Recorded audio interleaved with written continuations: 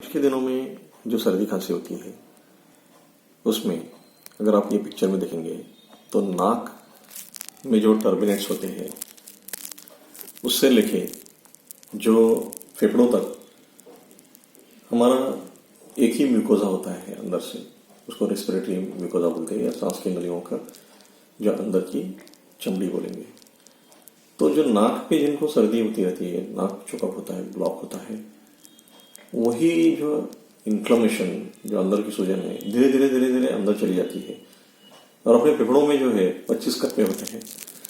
तो फिर उनमें से कुछ कप्पों में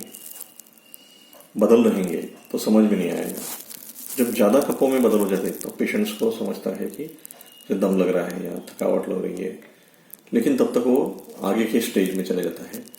तो इसलिए कुछ लोगों को दमा होती है तो कुछ लोगों को कार दमा होता है। ये सीओपीडी आज 2 नंबर पे आया है इंडिया में, इसीलिए क्योंकि हम लोग जब नाक के जो सिम्टम्स है उसी को अगर हम सीरियसली रूट कॉज से अगर एलर्जी मैनेजमेंट बोलते हैं, जिसमें जो एलर्जेंस है वो ढूंढ के उसके ऊपर उसकी इम्यूनिटी बढ़ाएंगे तो लॉन्ग टर्म के लिए बेनिफिट होता है।